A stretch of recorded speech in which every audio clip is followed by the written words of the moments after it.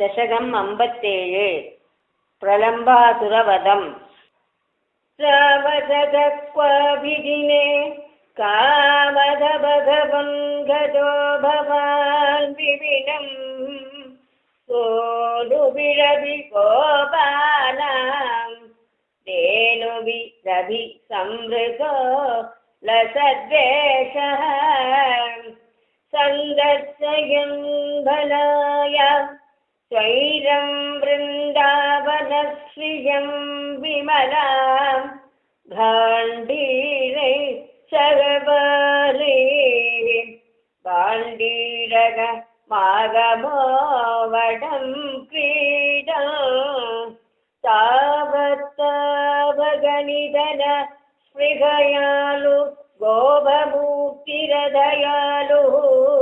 दैत्यप्रलम्बनाम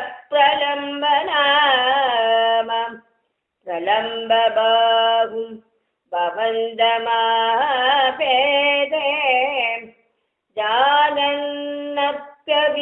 जानन्नप्यविजानन्निव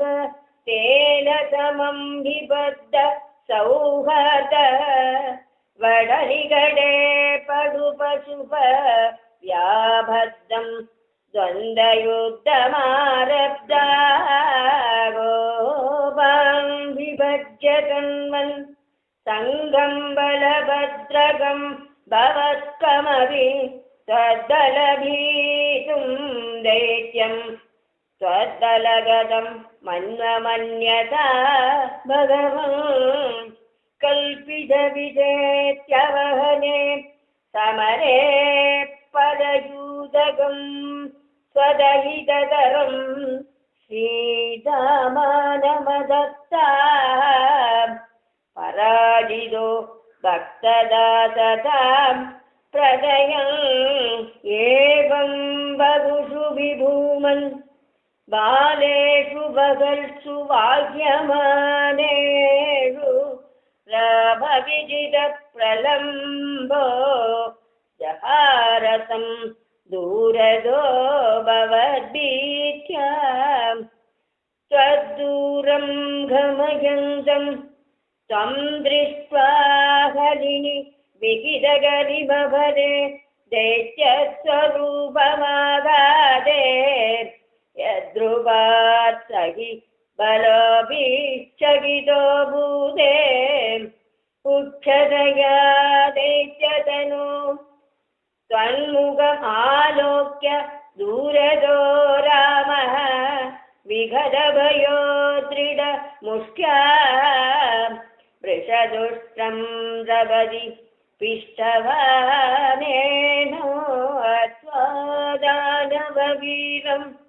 प्राप्तं बलमाविलिङ्गितप्रेम्णा तावन्मिलतोर्युभयोः शिरधिकृता पुष्पवृष्टिम् अमरगणैः आलम्बो भुवनानां प्रालम्बं निधनमेव मारजयन् कालं विहाय सद्यो लोलम्बरुजे हरे हरे क्लेशाने लोलम्बरुजे हरे हरे क्लेशाने लोलम्बरुजे हरे हरे क्लेशाने ॐ श्री हरये नमः सर्वत्र गोविन्दनाम संकीर्तनं गोविन्द गो